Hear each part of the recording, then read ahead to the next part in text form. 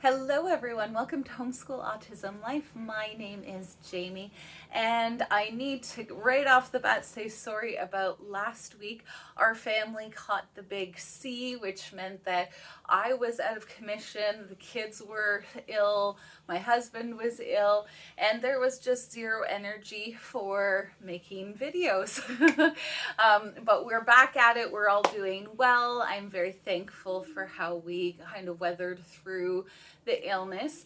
And so this week we are back at it doing a Plan With Me for Gather Round Homeschools unit called Creepy Crawly.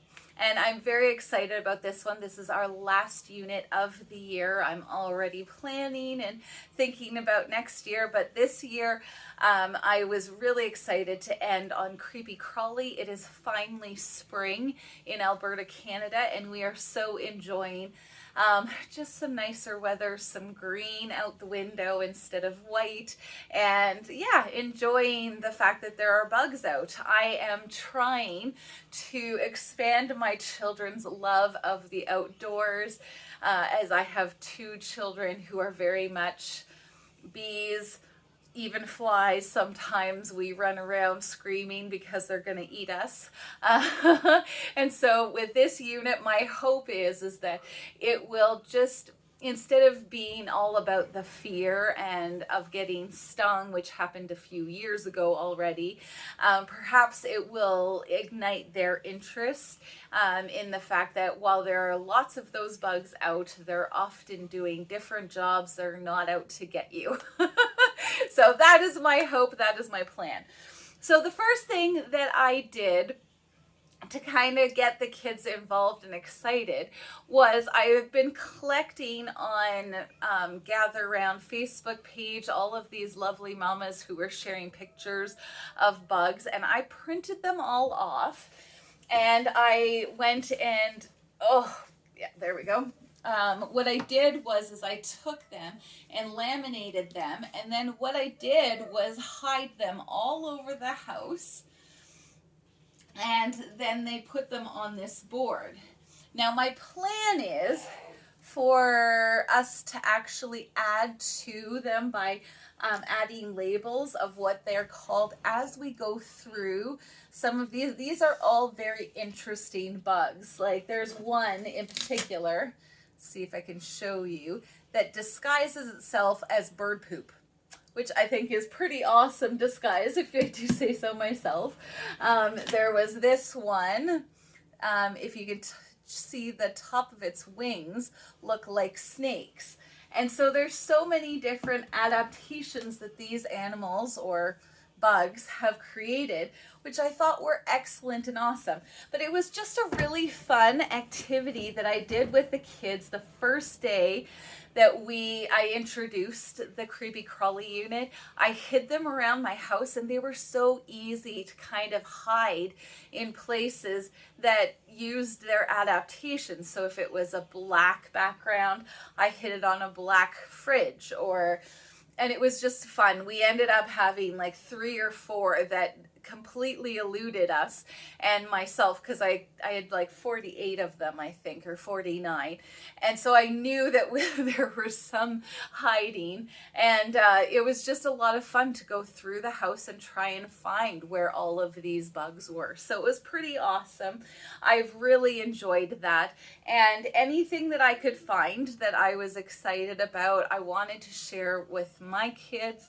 And so we'll have fun labeling all of these different bugs that have such different adaptations that God has created. It's awesome. So as far as read alouds, I'm going to take a little bit of a detour here. I went and bought these Christian Heroes Then and Now series. I'm probably going to do a whole video on this, but we got it, and I was so excited to jump in. But there's like 50 of them talking about different aspects of missionary life, and John Newton was the one. He wrote Amazing Grace and many, many, many other hymns, but he was also involved in the slave trade, and we just finished Underground Canada from Gather Round, the mini unit. And so it felt like a natural kind of segue to read that. So we're just finishing this. After that, I am kind of in a quandary. I'll explain in a minute. But as far as bug read alouds, I have found the best read alouds are the Magic School Bus books, Insect Invaders, Food Chain Frenzy, and The Butterfly Battle. And so I will probably read one of these to the kids, but a big part of the reason why I'm struggling is because I was trying to find books that my daughter who reads nonstop, burns through books all the time. I was trying to find a bug book that actually had some meat and some weight on it.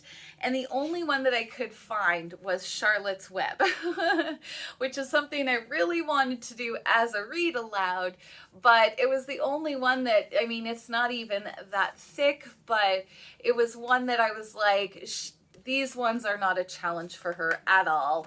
This one isn't a challenge for her at all, but it was like closest to the things. So I'm kind of back and forth on it, but I think I probably will read this as a read aloud, even though my daughter has read it. Apparently her teacher, when she was in the school building a couple of years ago, read it. And so that's part of the reason why I'm like, I don't know. But this is the read aloud. This is the one that she is doing her narration pages on. And yeah, and then I also gave her this one because I knew that she would burn through this. And she burned through this already. Like, I gave it to her in the first day and she burned through it. But this one is interesting because it has interesting bugs. It has little explanations about what they are. This one's really, really cool. And so, yeah, no, these were the ones that I thought were interesting for her, and she burned through it in a day. My Sienna, my emerging reader, I would stay still. I gave her a choice this time because I wanted her to be excited to read it. Not that mommy's books that I give her aren't exciting, but she thinks it isn't. So this is the one that she chose. It's How Strong is an Ant and Other Questions About Bugs and Insects. It is very much asking questions. What's the deadliest insects? And it talks about just different paragraphs about the bug that they're asking the question. How strong is an ant? Can all insects fly? That sort of question. And I thought it might be a good one for her just because it's more asking questions that she might ask. So you all know that during Read Aloud, I do like to have books or coloring books. That's the word I'm looking for, coloring books. And I will leave a link down below, but this I thought was such an excellent, they're called Dover coloring books. I got tons and tons of coloring books that fit with Gather Round Homeschool from this company, and I just got them on Amazon. I will leave a link down below because I got a whole lot of them, and I thought that they were an excellent addition to Gather Round Homeschool because oftentimes the coloring pages aren't specific. Unless you're talking about bugs and gardens and stuff like that. So this is one of the ones that I thought was excellent for that. As far as other books that I have for this unit, I have Caterpillars, Find, Identify, and Raise Your Own. There's lots and lots of beautiful pictures in here, adorable pictures in here. And yeah. Strange Bugs, 20 Incredible Animals Revealed. Another one that has tons and tons of pictures. And I got most of these off of Amazon. This one has been in our library for forever, but it's just a picture book about the bugs, or the bees, excuse me.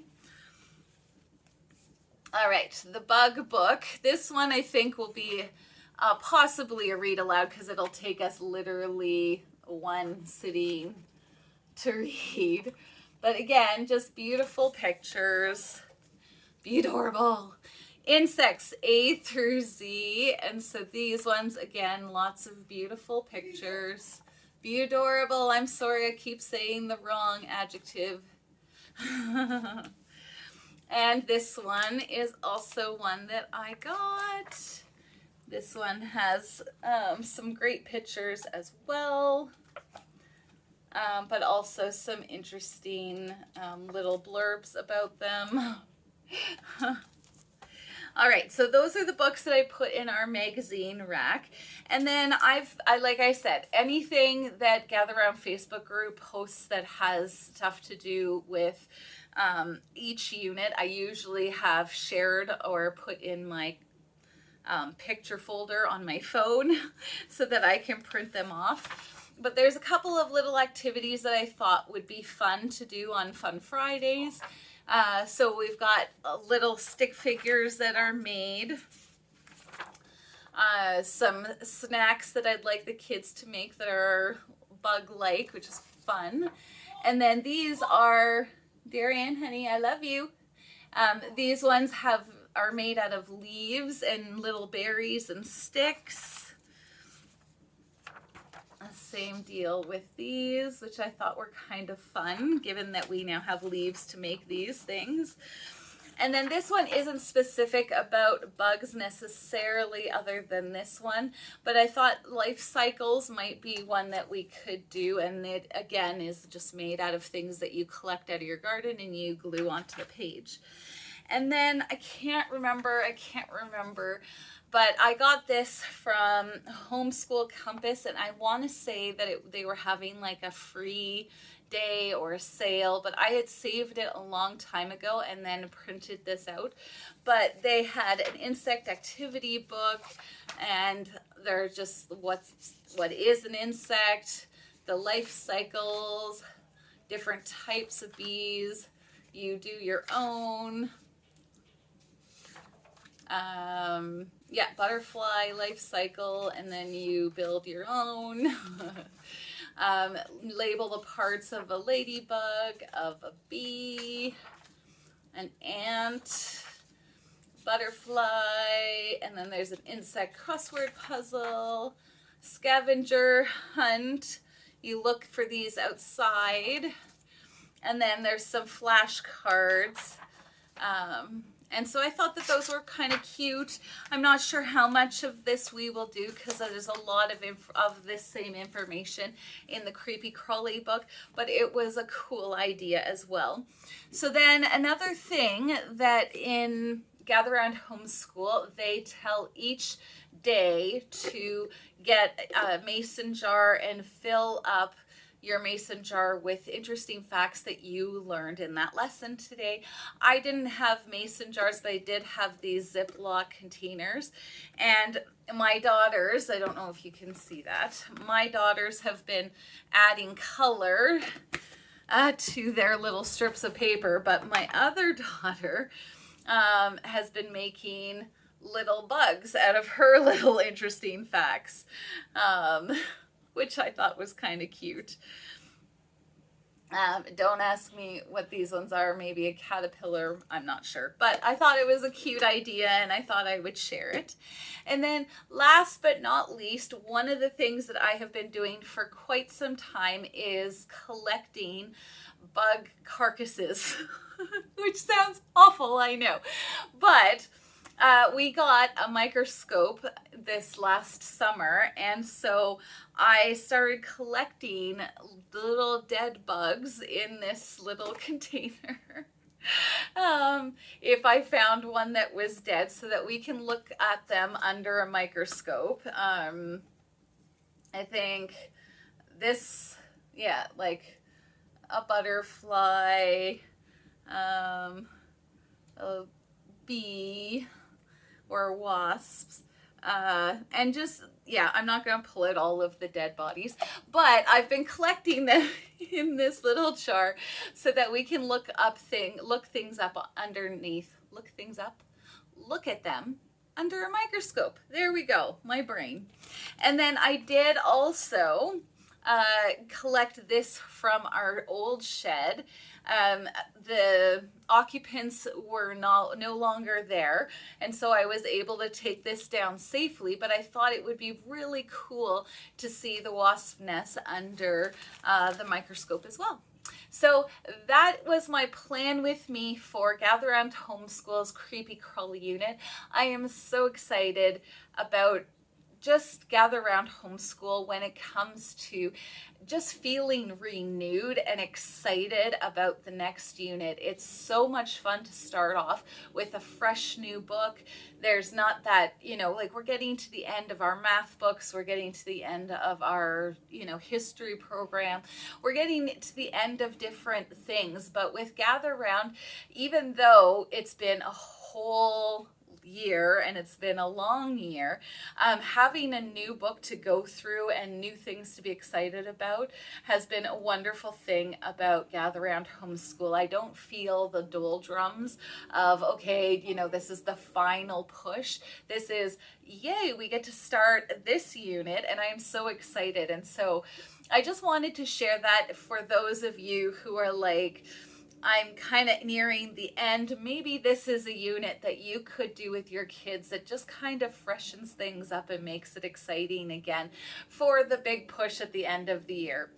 Thanks for watching. I hope you have a wonderful, wonderful homeschool week, wrapping up your homeschools and all of that. Thank you so much for watching, and we'll see you next time. Bye.